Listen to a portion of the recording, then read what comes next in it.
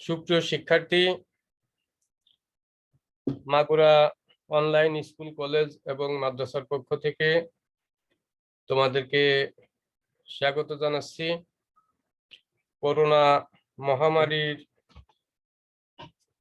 এই ক্রান্তিকালে আশা করি সবাই ঘরে অবস্থান করছো, সুস্থ আছো, ভালো আছো। আমিও আল্লাহর রহমতে তোমাদের দোয়ায় ভালো আছি। তো আমার ক্লাস টাইম ছিল 10টা 30 মিনিটে। আসলে নেট প্রবলেমের কারণে নেট পাইতে পাইতে দেরি হয়ে যায়, ক্লাসটা একটু পরে শুরু করতে হলো। তো চলো আর কালক্ষেপণ না করে আমরা আমাদের আজকের ক্লাসটি উপভোগ করি।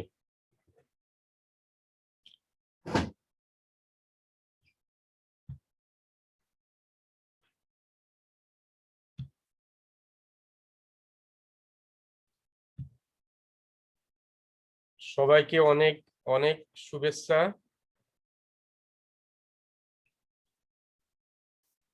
আমি মোহাম্মদ ফরিদুল ইসলাম উল্লাহ, সহকারী শিক্ষক, বেরুল বাজার উচ্চ মাধ্যমিক বিদ্যালয়, মাগুরা সদর, মাগুরা। আমাদের আজকের পাঠ হবে তথ্য যোগাযোগ প্রযুক্তি, শ্রেণী ষষ্ঠ, অধ্যায় প্রথম।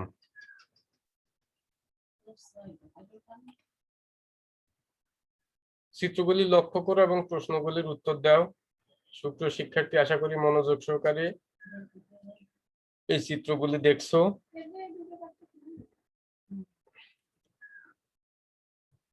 প্রশ্নগুলি হলো, যন্ত্রগুলি কি তোমাদের চেনা? আশা করি সবাই এই যন্ত্রগুলির নাম জানো এবং চেনো। চিত্রে প্রদর্শিত কোন যন্ত্রের মাধ্যমে কোন কাজ করা যায়? আশা করি এগুলোরও সঠিক উত্তর তোমাদের জানা আছে। তাহলে তোমরা কি অনুমান করতে পারছো আমাদের আলোচ্য বিষয় কি? হ্যাঁ, আমাদের আলোচ্য বিষয় তথ্য যোগাযোগ প্রযুক্তি, তথ্য যোগাযোগ প্রযুক্তির ধারণা, পার্ট 2। প্রিয় শিক্ষার্থীবৃন্দ, তোমাদের পাঠ্য বই খুলে 4 নম্বর পাতা বের করো এবং দেখো।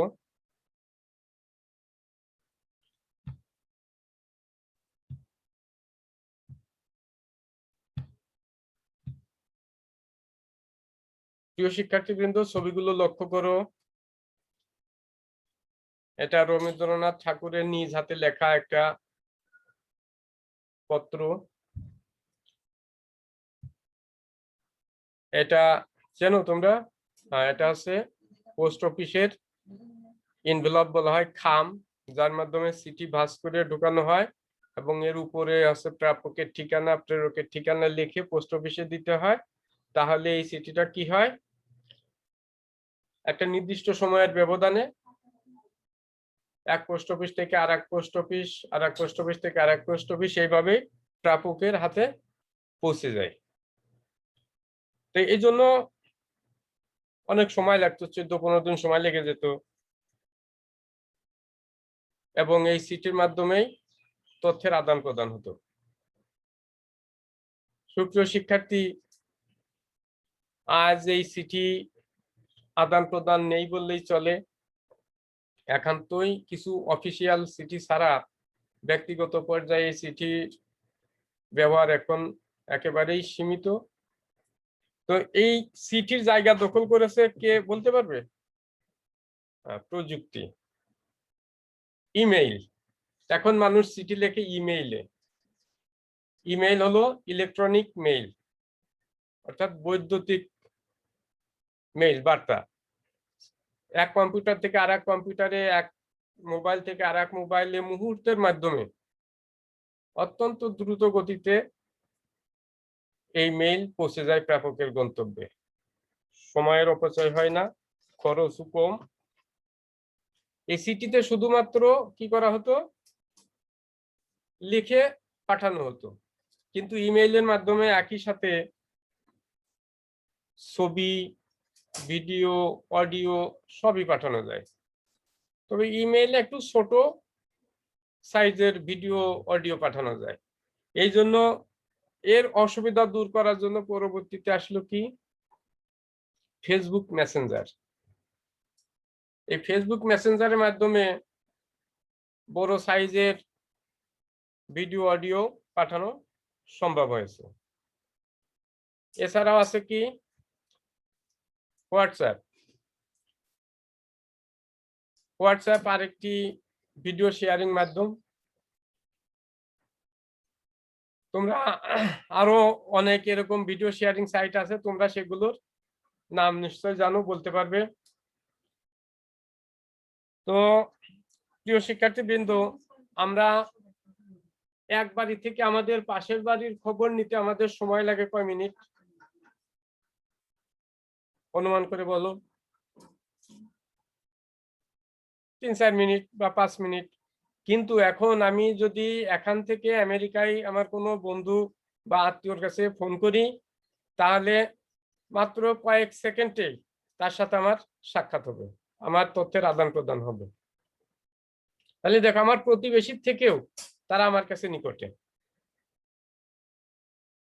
এবং শুধু সাক্ষাতে না, আমি তার সাথে দেখছি সে কেমন আছে, কি করছে, তার পরিবেশ, এগুলো আমরাও দেখছি।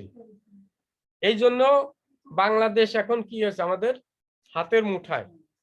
বলা আছে বাংলাদেশ এখন আর পৃথিবী এখন আর ওই বিভিন্ন দেশে বিভক্ত নেই, এখন সারা পৃথিবী একটা গ্রামে পরিণত হয়েছে, যেটাকে ইংরেজিতে বলা হচ্ছে গ্লোবাল ভিলেজ বা বৈশ্বিক গ্রাম। আশা করি সুপ্রিয় শিক্ষার্থী বন্ধুরা, তোমরা এই বৈশ্বিক গ্রামের ধারণা লাভ করেছো। যদিও আমরা অনেক দূরে আছি, কিন্তু ভার্চুয়ালি সবাই সবার অতি নিকটে আছি। এই মুহূর্তে তোমরা কেউ যদি আমার ক্লাসে অংশগ্রহণ করতে চাও, আমার আইডি এবং পাসওয়ার্ড ব্যবহার করে তোমরাও ঢুকতে পারো। ঢুকলে কি হবে, তুমি বাড়ি থাকবে, আমি আমার বাসা থেকে ক্লাস নিচ্ছি, কিন্তু বাস্তবে তোমার সাথে আমার সরাসরি সাক্ষাৎ হবে, মনে হবে যেন আমরা সামনাসামনি বসে কথা বলছি। তাই এইভাবেই ভার্চুয়ালি আমরা সবাই পাশাপাশি আছি।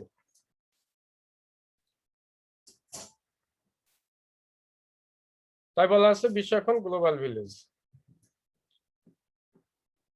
প্রিয় শিক্ষার্থী, চলো ডিজিটাল ইলেকট্রনিক্স ও ডিজিটাল বাংলাদেশ সম্পর্কে জেনে নিই। আমাদের সরকার প্রতিশ্রুতিবদ্ধ বাংলাদেশ ডিজিটাল বাংলাদেশ হিসেবে গড়ে তুলবে। তো ডিজিটাল বাংলাদেশ জানার আগে আমাদের ডিজিটাল ইলেকট্রনিক্স এগুলো সম্পর্কে জানতে হবে। তো ডিজিট হলো সংখ্যা। ডিজিট শব্দের অর্থ সংখ্যা। এই সংখ্যাটি হলো 1 এবং 0। এই দুটা সংখ্যা দ্বারা আমাদের ডিজিটাল ইলেকট্রনিক্স ডিভাইস গুলো চলে। তাই এটাকে তোমার মেশিন ল্যাঙ্গুয়েজ হিসেবে অভিহিত করা হয়, অর্থাৎ যন্ত্রের ভাষা। আমরা যাই লিখি, যাই করতে চাই, যন্ত্র শুধু কি করবে, এই 0 আর 1 ব্যবহার করবে। এটা ব্যবহার করেই আমাদের এই যন্ত্রের ভিতর যে কম্পাইলার এবং ইন্টারপ্রেটার নামক অনুবাদক সফটওয়্যার আছে, এর মাধ্যমে অনুবাদ করে যার যার ভাষায় সেটা আমাদের সামনে মনিটরে উপস্থাপন করে দেখায়। আমরা কিন্তু এটা বুঝতেও পারি না। আমরা ভাবছি যে আমি কমান্ড করলাম 1 লেখো, ও 1 লেখলো, আমি কমান্ড করলাম 20 লেখো, ও 20 লিখে দিল। কিন্তু এর অন্তরালে কাজ করে 0 এবং 1, এই দুটা সমন্বয়েই কাজ করা হয়। তাহলে প্রিয় শিক্ষার্থী, আমরা ডিজিট বুঝলাম। এবার ডিজিটাল ইলেকট্রনিক্স। ডিজিটাল হলো সংখ্যাবাচক, ইলেকট্রনিক্স হলো বিদ্যুৎ চালিত যন্ত্র, যেমন ল্যাপটপ, ক্যালকুলেটর, টেলিভিশন, এই সবগুলো ডিজিটাল ইলেকট্রনিক্স। এগুলো এই সংখ্যার মাধ্যমে চলে বিধায় এগুলোকে ডিজিটাল ইলেকট্রনিক্স বলা হয়। এখন এই ডিজিটাল ইলেকট্রনিক্স বলতে ব্যাপক অর্থে যেটাকে বোঝাচ্ছে সেটা হচ্ছে কম্পিউটার, স্মার্টফোন। বাংলাদেশ সরকারের যাবতীয় কাজকর্ম, সেবা বলো, পরিষেবা বলো, আদেশ নিষেধ বলো, আইন জারি বলো, সর্বক্ষেত্রে এই কম্পিউটারের ব্যবহারের মাধ্যমে সরকারের নীতি বাস্তবায়ন হয়, কাজকর্ম চলে। তাই বলা হচ্ছে ডিজিটাল বাংলাদেশ, অর্থাৎ বাংলাদেশের সকল কাজকর্ম এখন ডিজিটালাইজড হয়ে গেছে।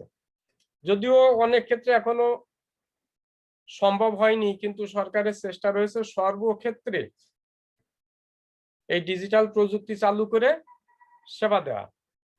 এর আরেকটা মহৎ উদ্দেশ্য আছে, সেটা হলো সশরীরে আমাদের অফিসে না গেলেও চলবে, আমরা ডিজিটাল সেবার মাধ্যমে বাড়িতে বসে এই সেবা গ্রহণ করতে পারবো, যার ফলে ঘুষ দুর্নীতির সুযোগ কমে যাবে, স্বচ্ছতা এবং জবাবদিহিতা নিশ্চিত হবে, বাংলাদেশ সমৃদ্ধির পথে এগিয়ে যাবে।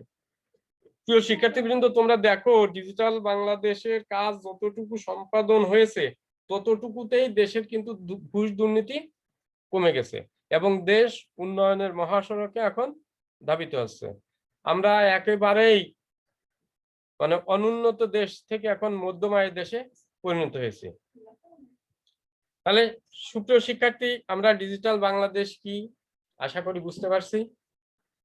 তাহলে চলো নেক্সট স্লাইডে কি আছে দেখি।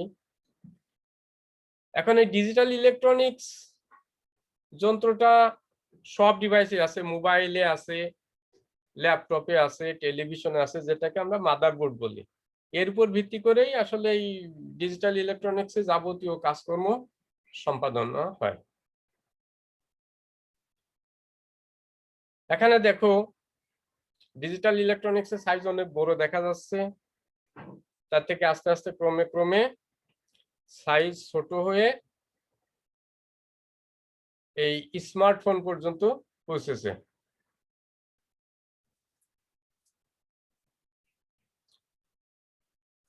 ডিজিটাল ইলেকট্রনিক্স এর মূল বক্তব্য আছে সব ডিজিটাল যন্ত্রই বিদ্যুতে চলে, বিদ্যুৎ ছাড়া এই ডিজিটাল ইলেকট্রনিক্স গুলো চলে না, তাই বলা হয় বিদ্যুতে চলে বলে এগুলো ডিজিটাল ইলেকট্রনিক্স। আমি আগেই বলছি যে এদের ভাষা শূন্য আর এক, এই শূন্য দ্বারা বিদ্যুতের অনুপস্থিতি বোঝানো হয় এবং এক দ্বারা বিদ্যুতের উপস্থিতি বোঝানো হয়, অর্থাৎ বিদ্যুৎ আছে এবং বিদ্যুৎ নেই, বিদ্যুৎ আছে এক, বিদ্যুৎ নেই শূন্য। এখন যদি বিদ্যুৎ না থাকে আমার এই ক্লাস কি চলবে? অবশ্যই চলবে না, কারণ আমার ওয়াইফাই লাইন অফ হয়ে যাবে, আমার ল্যাপটপ যদিও ব্যাটারির কারণে চলবে কিন্তু যারা ডেস্কটপে নিচ্ছে তাদের কিন্তু চলবে না। আশা করি ডিজিটাল ইলেকট্রনিক্স বুঝিছো। এবার তোমার জন্য একটা একক কাজ, তুমি বাড়িতে বসেই খাতা কলমে এই প্রশ্নের কিন্তু উত্তর লিখবে। গ্লোবাল ভিলেজ বলতে কি বোঝো ব্যাখ্যা করো, ইমেইলের পূর্ণরূপ কি, তিনটি ভিডিও শেয়ারিং সাইটের নাম লেখো। সুপ্রিয় শিক্ষার্থী, আমি কিন্তু আমার আলোচনায় ক্লাসের ভিতর তোমাদেরকে এই ভিডিও শেয়ারিং সাইট, ইমেইলের পূর্ণরূপ, গ্লোবাল ভিলেজ বলতে কি বোঝায় এর ব্যাখ্যা দিয়ে গেছি। আশা করি মনে আছে, তোমরা খাতায় লেখো এবং স্কুল খুললে তোমাদের স্যারকে এই প্রশ্নের উত্তরগুলি দেখাবে।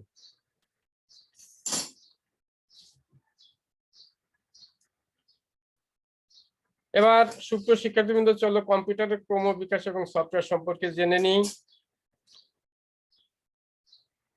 তোমরা কি এই যন্ত্রটা কি চেনো? তোমাদের বইয়ের ছবি আছে? হ্যাঁ, অবশ্যই আছে, কারণ এটার নাম হলো এনিয়াক। এনিয়াক দেখো, আমি সবগুলো অক্ষর বড় হাতে দিয়েছি, নিশ্চয়ই এর একটা অর্থ আছে। এনিয়াক হলো অনেকগুলো শব্দের সমষ্টি, অর্থাৎ ইতে একটা শব্দ, এনে একটা শব্দ, আইতে একটা শব্দ, এতে একটা শব্দ, সিতে একটা শব্দ। এনিয়াক হলো ইলেকট্রনিক ন্যুমেরিক্যাল ইন্টিগ্রেটর অ্যান্ড কম্পিউটার। ইতে ইলেকট্রনিক, এনে হলো ন্যুমেরিক্যাল, আইতে ইন্টিগ্রেটর, এতে অ্যান্ড এবং সিতে হলো কম্পিউটার। এই এনিয়াক কম্পিউটার এত বড় ছিল, সাইজে দেখতে একটা বিল্ডিং এর মতো মনে হতো। দেখো ছবিতেও তোমরা দেখতে পাচ্ছ যে এটা মনে হচ্ছে একটা বিল্ডিং। এই ENIAC কম্পিউটারের জন্য অনেক বড় দালানের প্রয়োজন হতো, এসি থাকতে হতো, যেহেতু এটা অনেক বড় যন্ত্র, এটা চলতো অনেক বিদ্যুৎ খরচ হতো। তারপরে হচ্ছে রুমটা অনেক গরম হয়ে যেত, এই কারণে এসির ব্যবস্থা থাকতে হতো। এই ENIAC এমন একটা সময় ছিল যে এটা সাধারণ মানুষের ক্রয় ক্ষমতার বাইরে ছিল, কারণ এর দাম অনেক বড়, এর ভরণ পোষণ মেইনটেনেন্স খরচ ছিল অনেক বেশি। এই কারণে উন্নত দেশের কিছু প্রতিষ্ঠানে মাত্র এই ENIAC কম্পিউটার ছিল।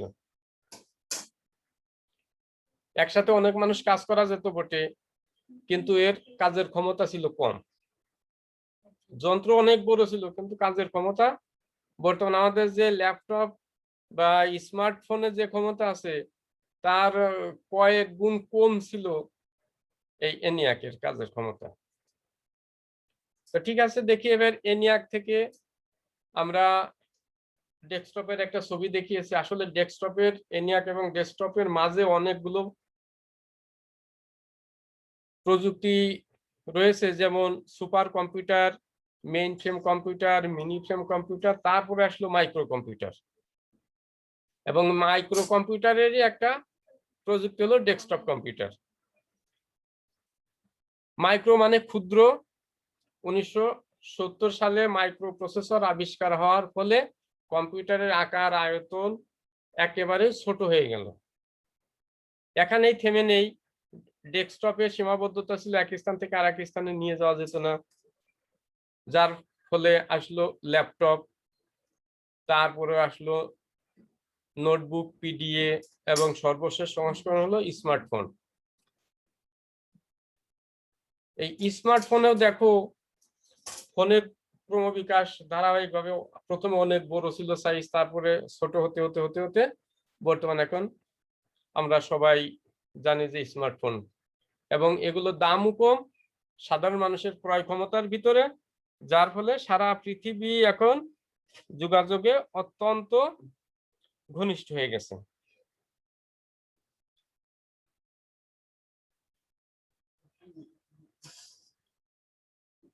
এটা হলো একটা গেমিং ডিভাইস।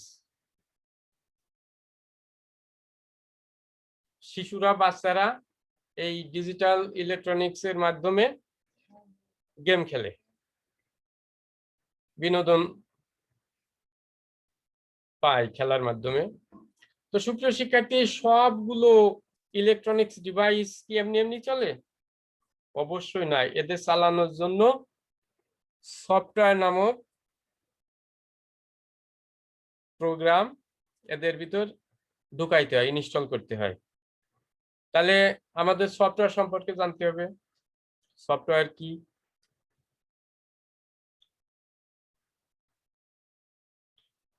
সফটওয়্যার হলো ডিজিটাল ডিভাইসের অদৃশ্য শক্তি। অর্থাৎ এই ডিজিটাল ডিভাইস যখন আমরা খুলবো তখন কিন্তু কোথাও ওই সফটওয়্যার দেখা যাবে না। যেমন মানুষের প্রাণ কোথাও দেখা যায় না।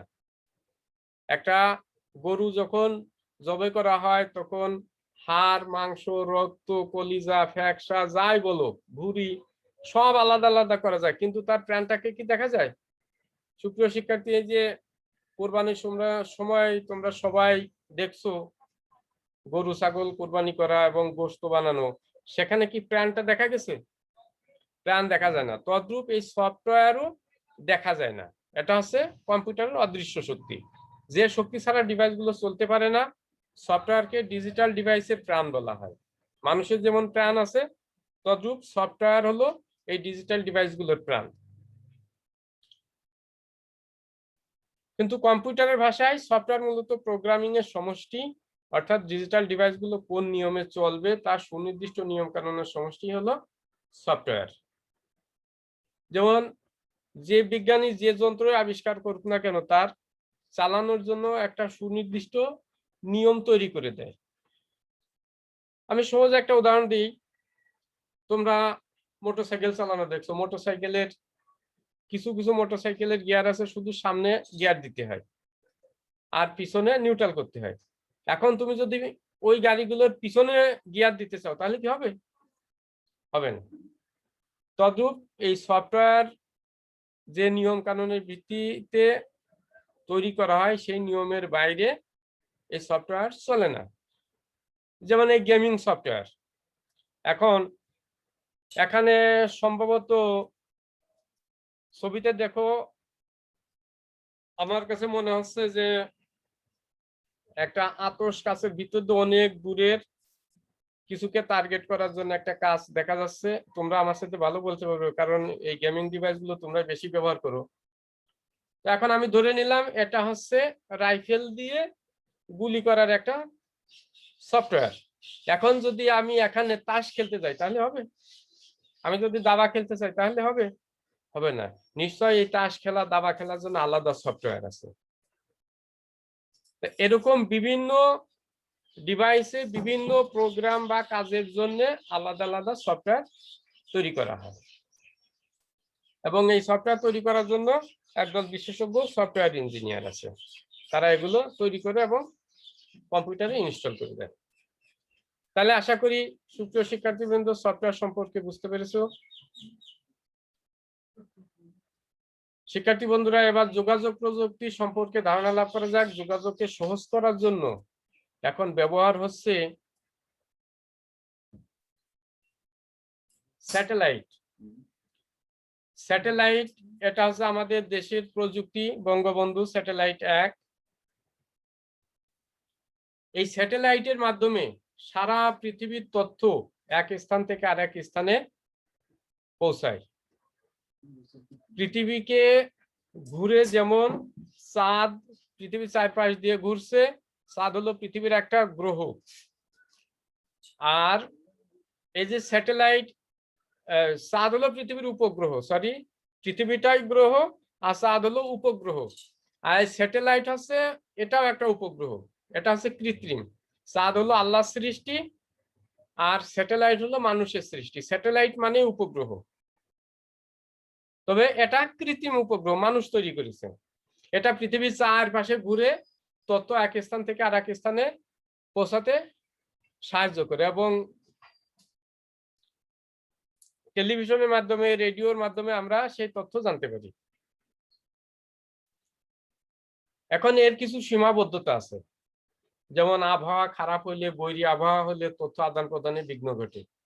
দেখবা ঝড়ের সময় আকাশে যদি অনেক বিদ্যুৎ চমকায় তাহলে আমাদের রেডিও টেলিভিশনের ছবিগুলো তখন ঝিরঝির হয়ে যায়, কাঁপে, অনেক সময় বন্ধ হয়ে যায়, অনেক সময় নো সিগন্যাল দেখায়। লক্ষ্য করছো এগুলো? হ্যাঁ, অবশ্যই লক্ষ্য করছো যে সিগন্যাল নেই, দুর্বল। তো এই অসুবিধা দূর করার জন্য আসছে কি অপটিক্যাল ফাইবার। এই অপটিক্যাল ফাইবার হলো কাচের সরু তন্তু, অর্থাৎ এই যে আমরা তার দেখছি, এই তারটা কিন্তু ওই যে আমাদের কারেন্টের যে তার, এই তারের মতো না, দেখতে এরকম হলো। এটা তৈরি হলো কাচ দিয়ে, এবং এর মাধ্যমে তোমরা কাচের মাথায় একটু আলোর প্রতিফলন দেখছো, এই যে ছোট দেখা যাচ্ছে আলো, এই তথ্য আদান প্রদান হয় এই আলোর প্রতিফলনের মাধ্যমে। এটা একই সাথে কয়েক লক্ষ তথ্যের আদান প্রদান করতে পারে এবং অত্যন্ত দ্রুত গতিতে। এখানে আবহাওয়া যত খারাপই হোক, যাই হোক, তথ্যের আদান প্রদানে কোনো বিঘ্নতা সৃষ্টি হয় না। এই সেটে অপটিক্যাল ফাইবার আমাদের দেশ সংযুক্ত হয়েছে বঙ্গোপসাগরের তলদেশ দিয়ে, এই লাইন গেছে বাংলাদেশ, সেখান থেকে এর সাথে সংযুক্ত হয়েছে, যার নাম দেওয়া আছে সিমি উই4। তোমরা হয়তো পরবর্তীতে এ সম্পর্কে যখন এই অপটিক্যাল ফাইবার সম্পর্কে আলাদা ক্লাস আছে সেখানে গেলে বিস্তারিত জানতে পারবে।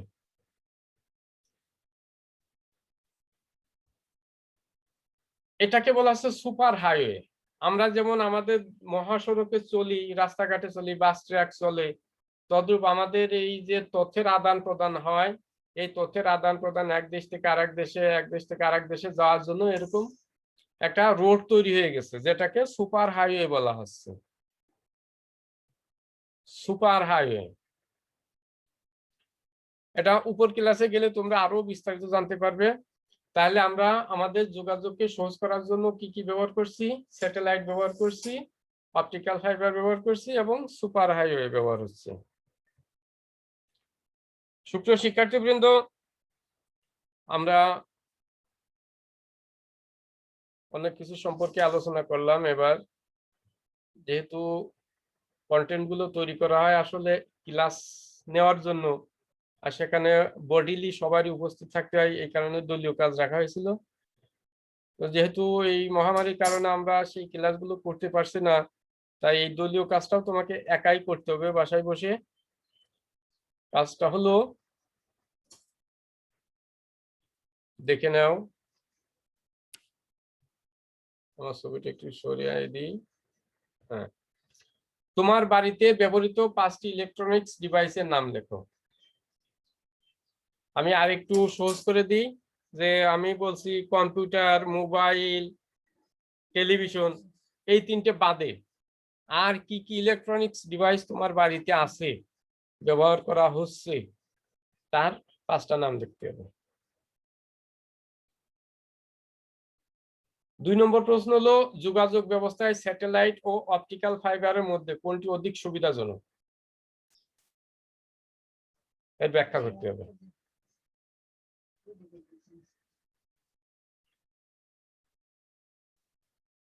সুপ্রিয় শিক্ষার্থী, আশা করি খাতায় প্রশ্ন দুটি লিখে নিয়েছো। এবার একটা বাড়ির কাজ করতে হবে। তথ্য ও যোগাযোগ প্রযুক্তি বাস্তবায়ন করার জন্য কি কি প্রযুক্তি বা যন্ত্রপাতি ব্যবহার করতে হয় তার একটা তালিকা করো। তথ্য ও যোগাযোগ প্রযুক্তি বাস্তবায়ন করার জন্য কি কি প্রযুক্তি বা যন্ত্রপাতি ব্যবহার করতে হয় তার একটা তালিকা করো। দ্বিতীয় প্রশ্ন আছে, এই পাঠে যেসব যন্ত্রপাতির কথা বলা হয়েছে তার কোনটি কি কাজে লাগে অনুমান করে লেখার চেষ্টা করো।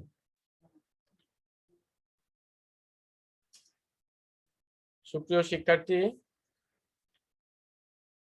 আজ আর না, ক্লাস এই পর্যন্তই। আল্লাহ হাফেজ। আশা করি সবাই স্বাস্থ্যবিধি মেনে বাড়িতে অবস্থান করবে। স্কুল না খোলা পর্যন্ত তোমরা অনলাইন ক্লাসগুলো দেখবে। বিভিন্ন সামাজিক যোগাযোগ মাধ্যমে, ফেসবুকে, ইউটিউবে তোমাদের এই ক্লাসগুলো আছে, শিক্ষক বাতায়নে আছে। তোমরা এই ক্লাসগুলো দেখবে এবং বাড়িতে বইয়ের সাথে সম্পর্ক রাখবে। যদি কোনো বিষয় বুঝতে অসুবিধা হয়, স্যারেদের ফোন নাম্বার তো আছেই, তোমরা স্যারেদের সাথে কন্ট্যাক্ট করে সে সমস্যার সমাধান করে নেবে। আল্লাহ হাফেজ।